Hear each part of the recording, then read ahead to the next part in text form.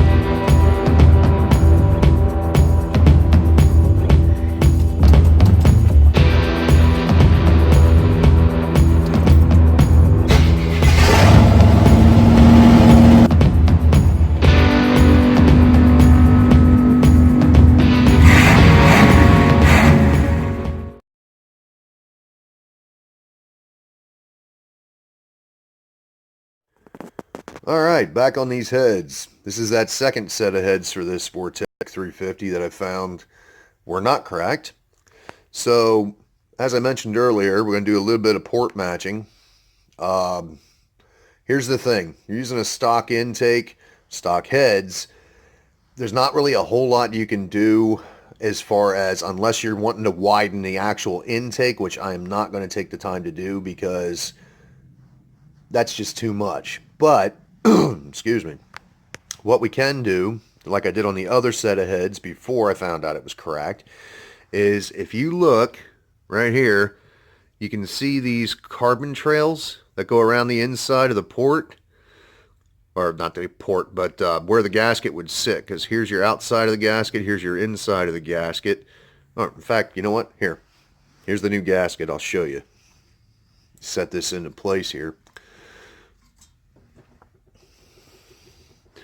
So, see that big gap around the outside right here, where this is just a big flat surface? What happens is, as your air-fuel mixture comes in that direction from the intake manifold, it hits that wall and it turbulates the air. Just a fancy way of saying it interrupts the flow. So, what I did on the other set, and I'm going to be doing on this set, is I take these edges after I mark this with a scribe or a marker or something like that to denote where the end of the gasket is.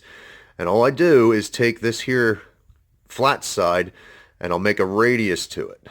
Just curve it in so that way the airflow coming from the intake is not interrupted. It just flows around that radius. Better airflow equals more power. Now, on the other side of them, in here, which is hard to see, the intake manifolds, or the intake gasket, or, man, I cannot talk today. The intake valves and ports in here. So the airflow is coming this direction.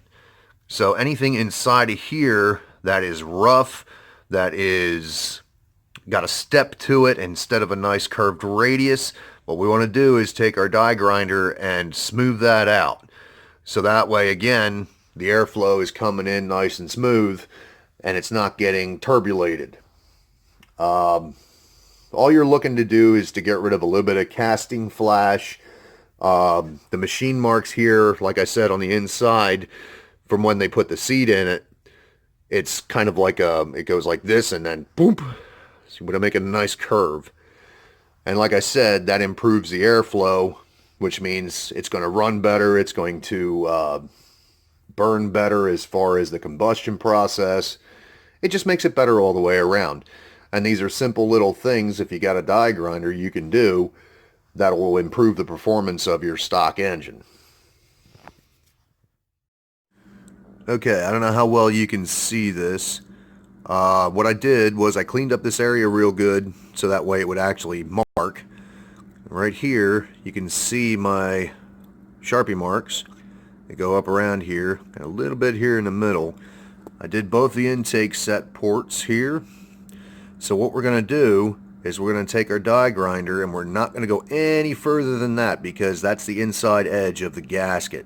Now, like I said, we're just going to round this off so that way when the air is flowing through this direction from the intake, it's not going to hit this wall and send the air flying opposite directions that it needs to go. All right.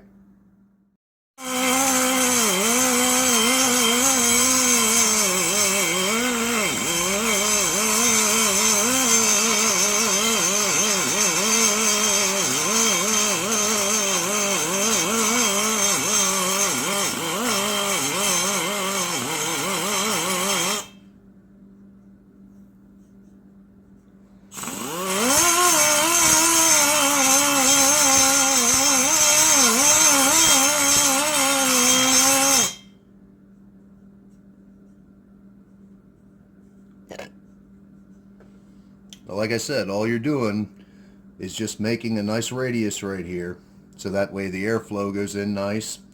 Low RPM works best. You don't want to go too fast because this bit will take a lot of metal really fast and you don't want to take more than you need to. Alright, so here's one that I've completed right next to one that I have not.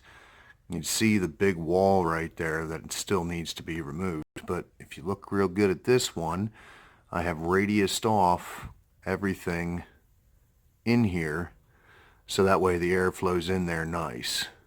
This is basically all you're doing when you're doing this port matching with the gasket. Like I said, you're just trying to get the airflow to go more straight because air doesn't like to turn corners.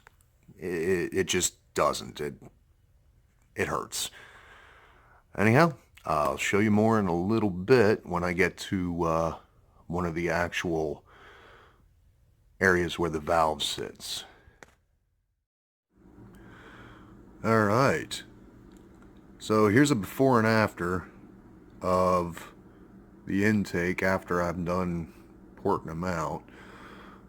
Sorry about the light. I don't know why that dumb thing came on, but you can see the difference in the size of the outer diameter. Like I said, this one here I haven't done yet, and then this is the one that is done. Like I said, that's going to help your flow as far as the stuff getting in there. You can still kind of see on this one the, I guess you could say the stain from the air-fuel mixture coming in. I'd point to it, but the problem is I'm holding this head in place so it doesn't fall. But you can kind of see it right there at the top right of that port. That's the dirt stain of all of the extra that's not going inside down the throat of the port. So that's the whole point of doing this. Like I said, it's just to make sure that all of that goes in and it doesn't get stopped. Alright, well I just got done doing this one. This is intake port. You can see in here where I've been working on it. Whoa, that's really close. What I'm doing is I'm trying to make this a smooth transition coming down into a nice bowl shape in here. Okay, and then where the valve seat is around here, just trying to smooth it out so that way it comes nice flow into here. So that way as soon as you open this valve, everything starts flowing real nice. This one here is one that I haven't touched yet. I don't know how well you can see it in here, but you can see there's a lip right here. Okay, we're just basically removing that lip and trying to make it a nice smooth radius so that way the air flows in here real nice. That's pretty much it. You just got to be careful how much material you take off. Well, since I forgot to do it earlier at the end of the last video, I'm saying it now. Have a good one.